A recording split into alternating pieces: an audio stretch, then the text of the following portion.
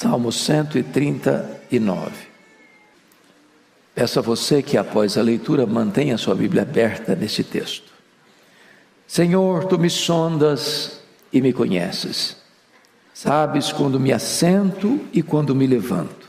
De longe penetras os meus pensamentos. Esquadrinhas o meu andar e o meu deitar. E conheces todos os meus caminhos.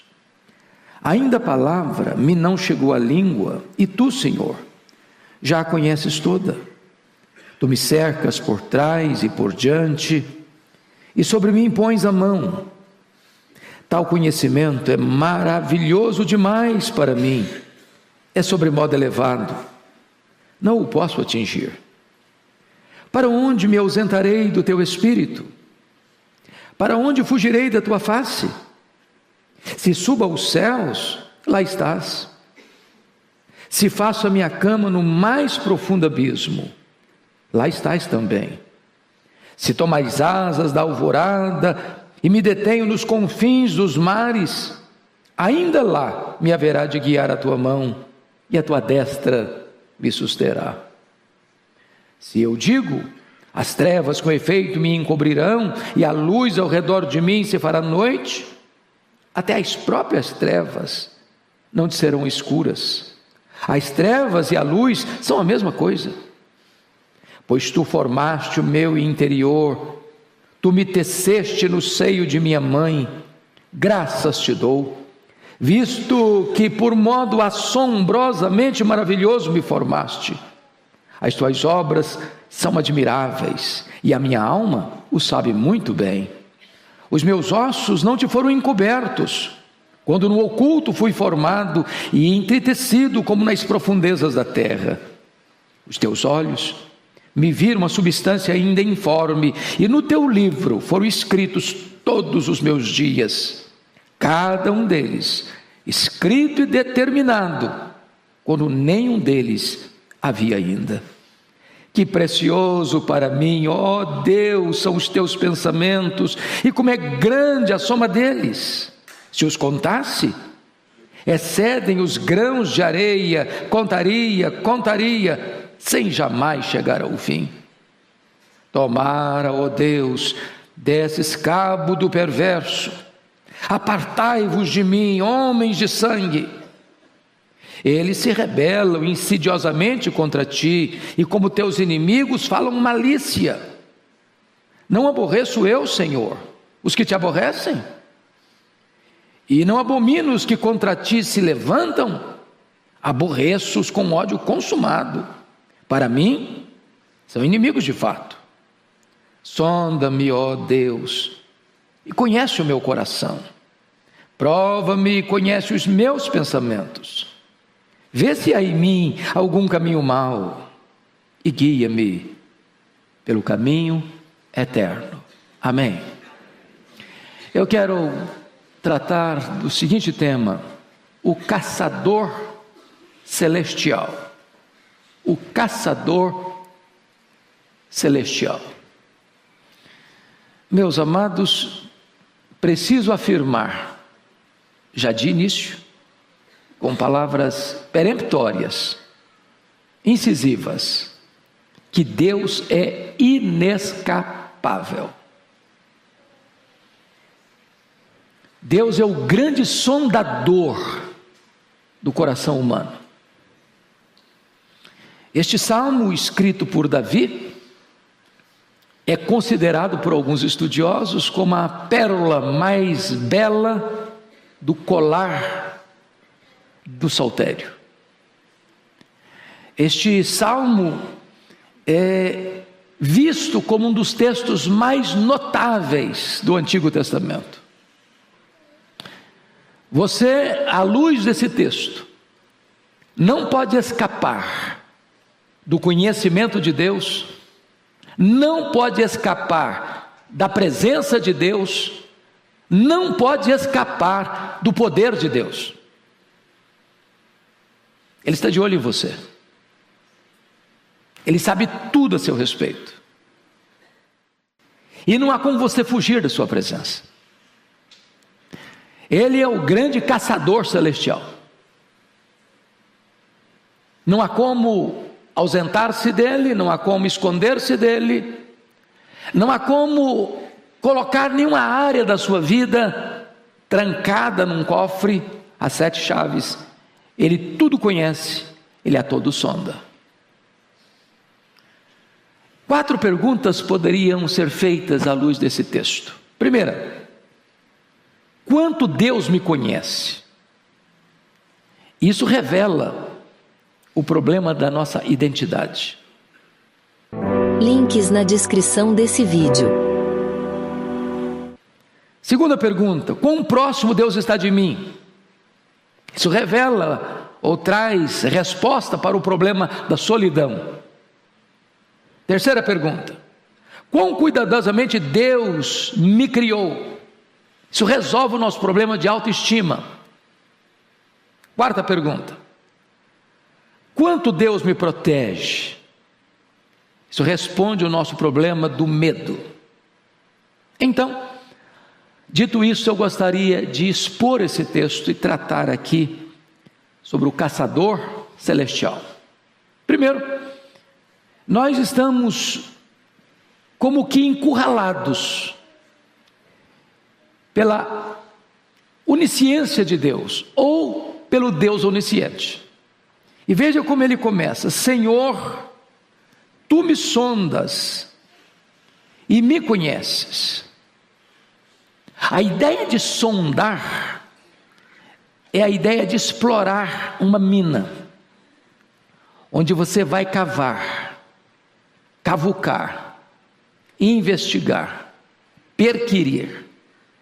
Eu quero dizer para você que o caçador celestial está escavando seu coração, as coisas secretas da sua vida, aquilo que você guardou ou escondeu no cofre mais seguro. Ele escava tudo isso, ele sonda tudo isso, ele conhece tudo isso. Vejam vocês no verso 2, quando ele diz: sabes quando me assento e quando me levanto. E aí você percebe que existe o passivo e o ativo. O passivo é o assentar, o ativo é o levantar-se, é o agir. Pois Deus conhece essa agenda sua, a agenda do descanso e a agenda do trabalho. Deus sabe onde você dorme, Deus sabe onde você trabalha, Deus sabe os seus movimentos. Não há nada que você possa fazer que fuja do controle e do conhecimento deste Deus, que conhece quando você se assenta, conhece quando você se levanta. Mas tem mais. Veja comigo, no verso de número 2, na parte B, quando diz: de longe penetra os meus pensamentos. E aí é preciso ter onisciência. Nem o diabo conhece isso, nem os anjos conhecem isso. E eu quero dizer para você que aquilo que você pensa, ou um pensamento relâmpago que nem lhe pertence, que passa como uma flecha na sua cabeça, dardos do diabo para atingir você, ou daqueles pensamentos que você guarda, nutre, alimenta, e se transforma em desejos, e se transformam tantas vezes em realidades. Na verdade, nenhum tribunal da terra tem competência para julgar foro íntimo, porque não conhece o que está no seu coração, não conhece os seus pensamentos. Mas Deus, que sonda e conhece, Ele é poderoso para julgar até mesmo os pensamentos mais secretos do nosso coração. Nada escapa ao seu conhecimento. Mas veja você no verso 3: esquadrinhas o meu andar e o meu deitar, e conheces todos os meus caminhos. A ideia de esquadrinhar, na língua original, é exatamente a ideia de peneirar os grãos. Peneirar os grãos. Deus está peneirando você. Deus está passando você na sua peneira. E Ele sabe, e Ele conhece o seu andar e o seu deitar. Você pode fechar a porta, você pode apagar a luz, Você pode jeitosamente trabalhar circunstâncias para que ninguém veja, para que ninguém saiba, para que ninguém seja testemunha. Mas Deus está lá. É impossível você ocultar qualquer coisa deste cujos olhos são como chamas de fogo, deste que é o caçador celestial. Não há toca na vida que você possa enfiar nela, não há caverna tão escura que você possa entrar nela, que possa tirar você das vistas desse caçador celestial. Mas tem mais. Veja você, versículo 4: ainda a palavra me não chegou à língua, e tu, Senhor, já a conheces toda. E eu acho isso incrível, porque dizem os estudiosos que o fato de você comunicar-se, precisa você ter pelo menos 8 palavras engatilhadas no seu inconsciente, para você não ter uma interrupção de comunicação. É por isso também que é preciso ter um bom vocabulário, porque senão a gente vai atropelar e falar a palavra que não gostaria de falar. Mas Deus conhece não só as palavras que você profere, mas Deus conhece as palavras que você gostaria de proferir. Às vezes nós nos revelamos pelas palavras, às vezes nós nos escondemos pelas palavras, às vezes nós falamos palavras para que as pessoas se enganem a nosso respeito, ou não conheçam aquilo que está no nosso coração. Mas Deus conhece as suas, as minhas, as nossas palavras, muito antes de nós proferi-las.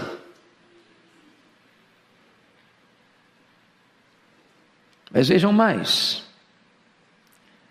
versículo 5 e 6: tu me cercas por trás e por diante, sobre mim põe a tua mão. Vamos ficar um pouquinho aqui. Dá para fugir de Deus? Se você correr em marcha ré, tentando afastar-se dele, ele está lá atrás. Se você acelerar, ele está lá na frente. Se você tentar ser alçado para as alturas excelsas, ele está lá em cima. Se você descer as camadas abissais, ele está lá embaixo. Você está encurralado. Esse caçador celestial está no seu encalço. Ele é inescapável. Não tem como fugir dele.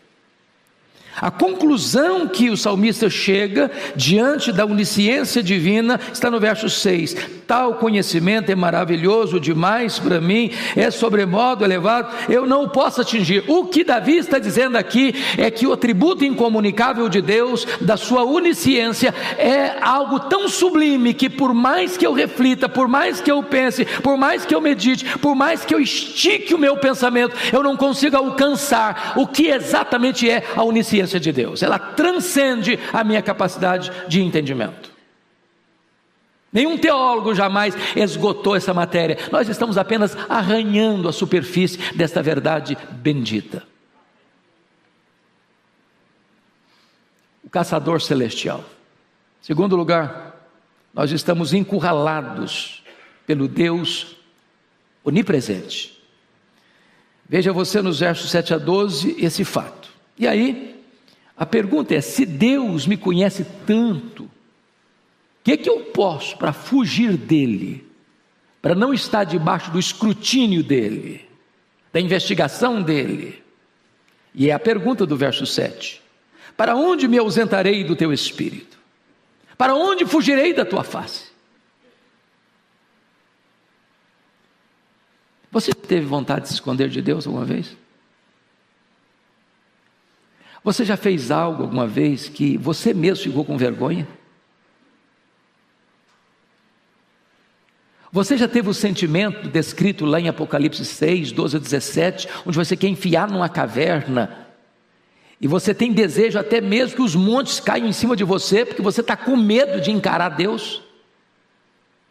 A pergunta é essa: para onde eu vou me ausentar? E ele começa então a perceber algumas possibilidades. Olha o versículo 8: se suba aos céus, lá estás; se faça a minha cama no mais profundo abismo, lá estás também. Ou seja, a altura mais elevada, as profundezas mais abissais não podem esconder você desse Deus que está presente em toda parte. Mas veja você, no versículo 9: se tomo as asas da alvorada e me detenho nos confins dos mares, porque essa era a geografia que Davi conhecia. Ele sabia que tinha os mares, haviam muitas terras que não eram conhecidas ainda. Por exemplo, o Brasil, esse grande país, foi descoberto em 1500.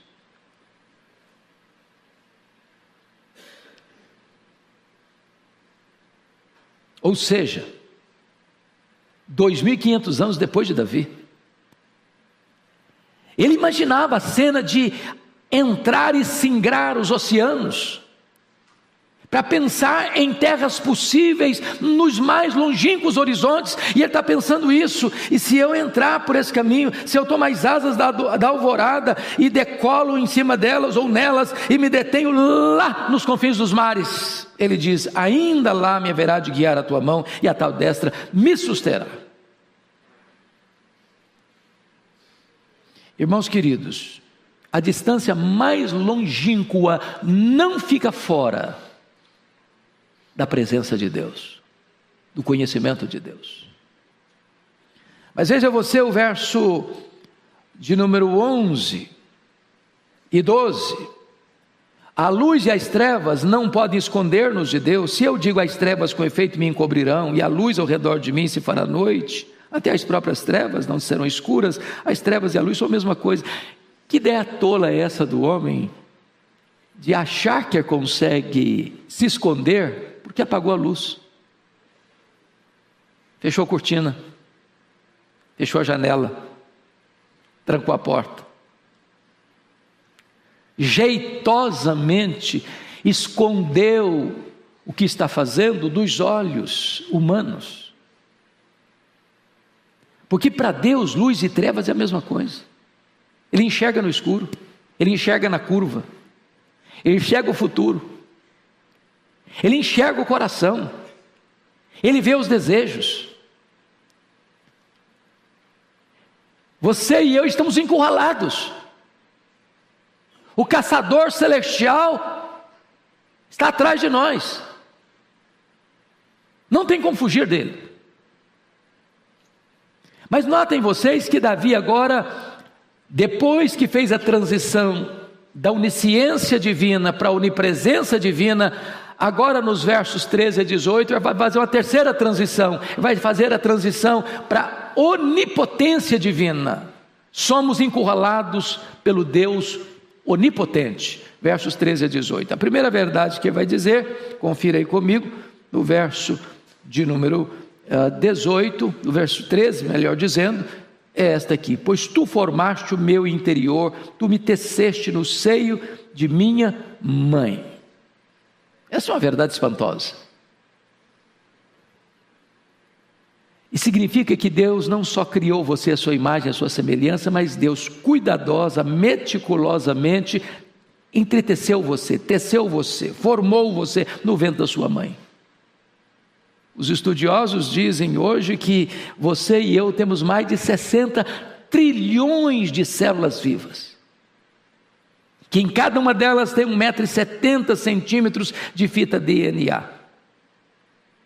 que se você esticar essa fita DNA do seu corpo, você tem mais de 102 trilhões de metros de fita DNA, onde estão gravados, computadorizados, todos os seus dados genéticos, a cor dos seus olhos, a cor da sua pele, seu temperamento. Você não é produto do acaso. Deus pensou em você, Deus planejou você, Deus formou você. Você é o retrato da sabedoria de Deus. Você é o resultado do poder de Deus. Mas mais, olha aí no verso de número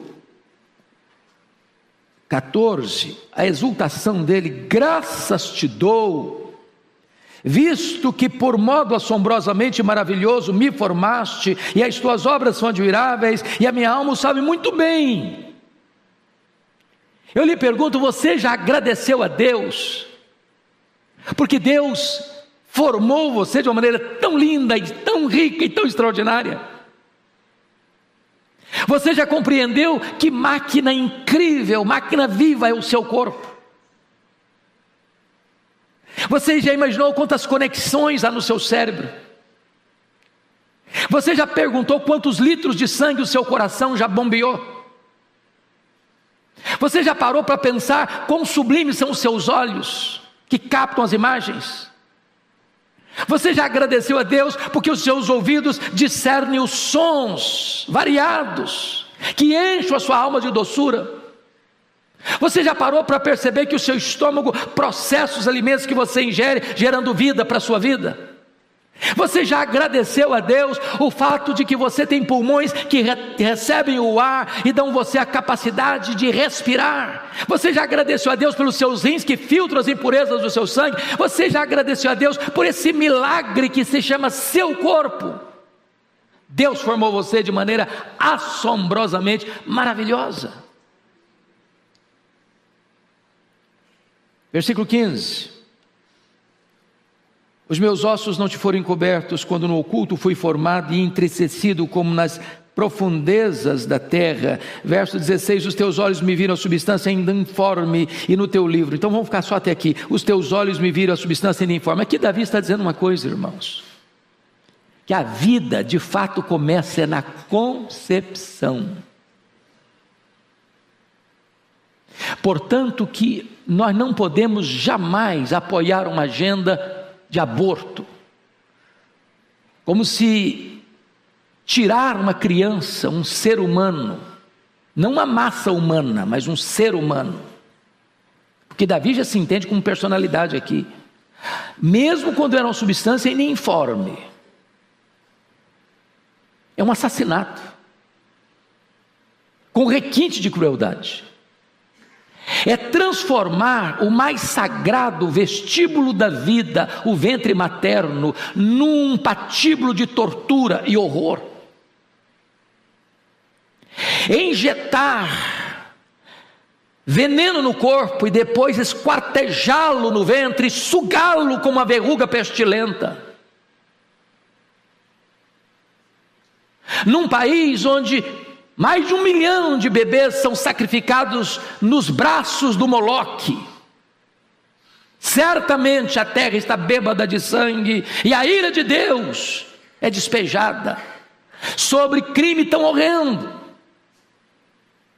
E Davi está mostrando aqui nesse texto, amados, que nós precisamos respeitar a vida e amar a vida e valorizar a vida desde o ventre materno.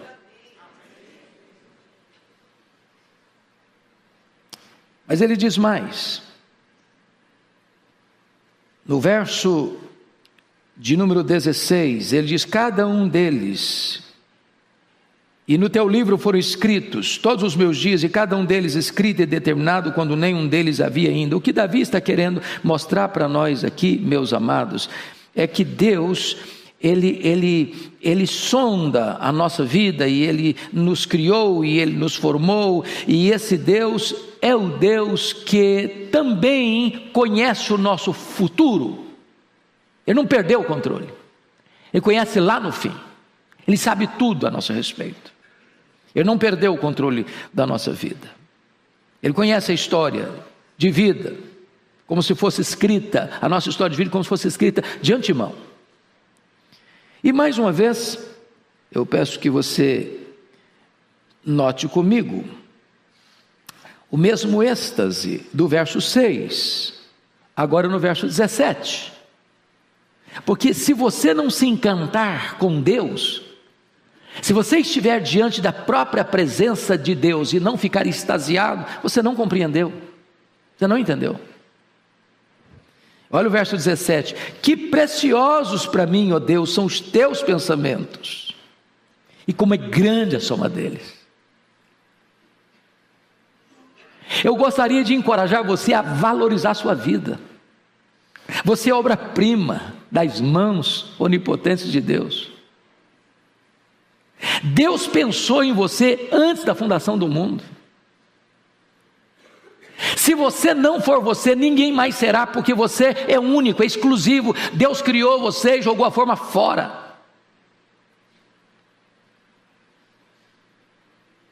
Então, ao olhar-se no espelho, não rejeite o projeto, porque rejeitar o projeto é rejeitar o projetista. Deus não errou, Deus não falhou, Deus não cochilou quando planejou você, quando formou você de maneira assombrosamente maravilhosa no ventre da sua mãe.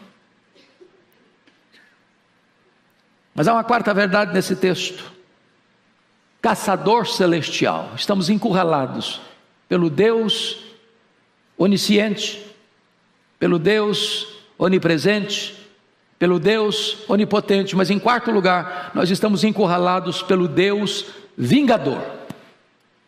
Olha comigo os versos 19 a 22. A rebeldia contra Deus é uma consumada insensatez. Versículo 19 e 20. Tomara, ó Deus, desses cabos do perverso, apartai-vos de mim, homens de sangue. Eles se rebelam insidiosamente contra ti, e como teus inimigos falam malícia. Você já parou para perceber que existem homens de sangue? Homens de sangue, aqueles que usam a sua inteligência dada por Deus para o mal, para matar, para destruir, para arruinar. Esses se rebelam contra Deus, mas de que maneira? Insidiosamente.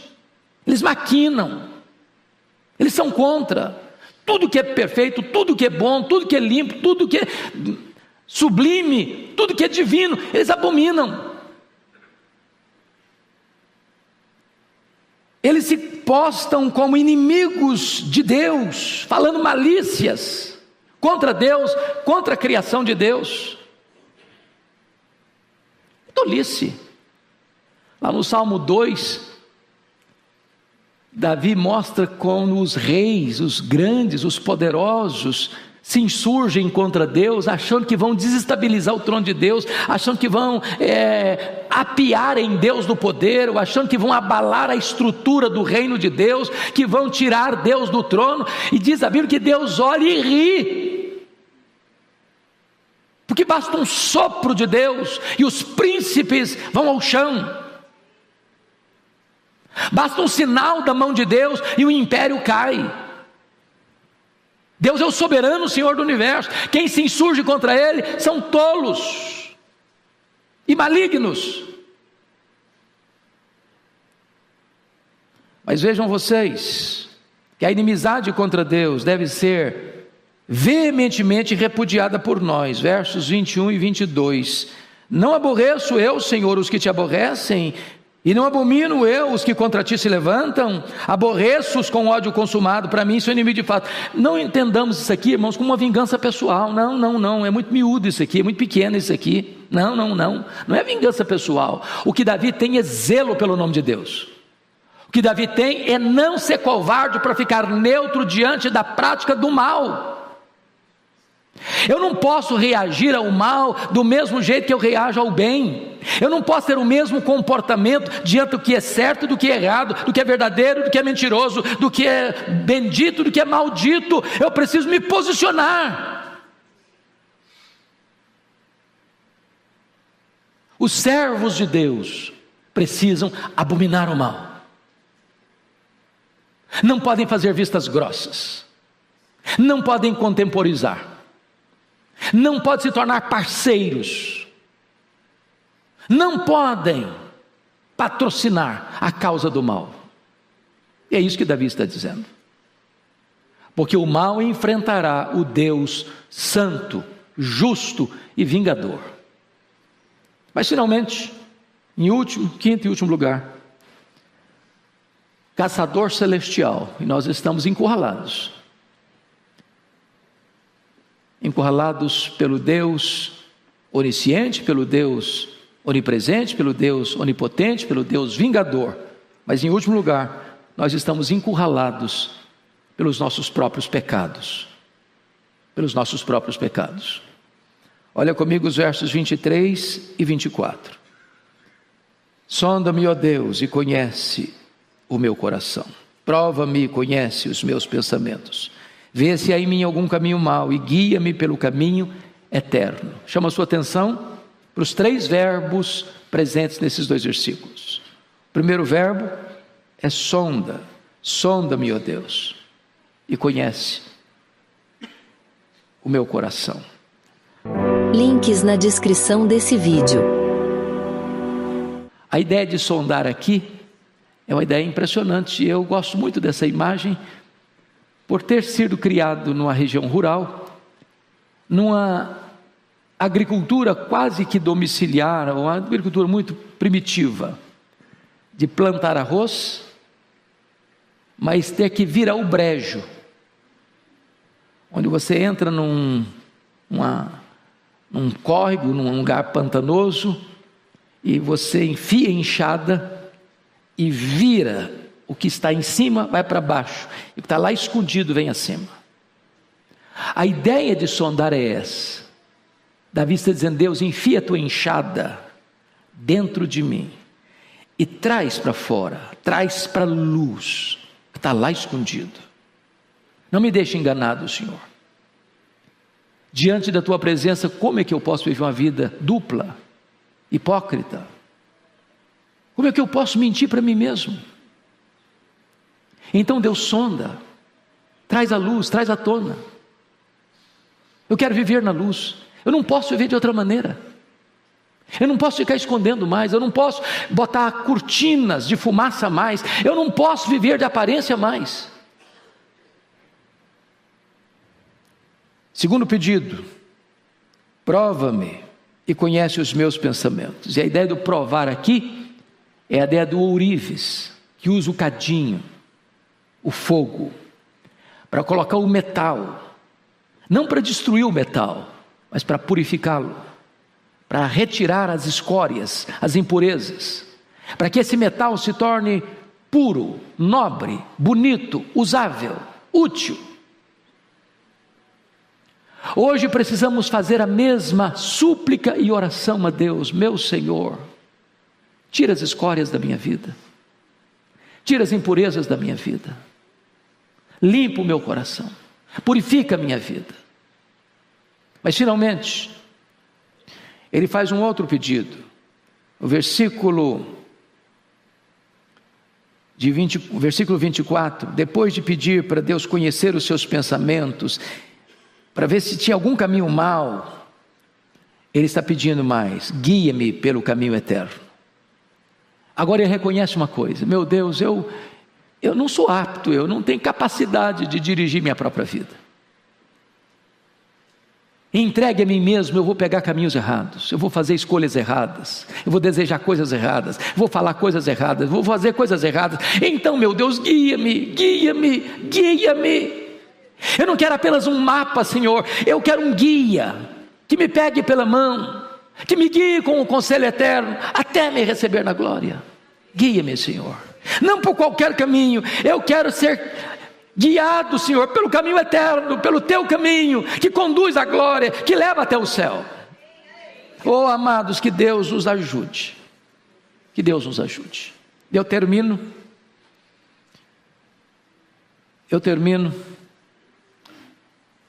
dizendo que a convicção doutrinária que temos acerca de Deus deve nos levar a orar a Deus. Porque qual é a convicção doutrinária deste homem? Está expressa no verso 1: Senhor, tu me sondas e me conheces. Diante do fato que Deus sabe tudo, o conhecimento doutrinário deve me levar à oração do verso 23: sonda-me, ó Deus. Sonda-me, ó Deus. Eu quero ser sondado. Eu quero dizer para você que o caçador celestial não está atrás de você para matar você. O caçador celestial está atrás de você para curar você, para perdoar você, para restaurar você, para levantar você, para abençoar você, para fazer de você um acompanhante rumo à glória, rumo ao céu, guiando você até você entrar na glória. Que o Senhor nos abençoe.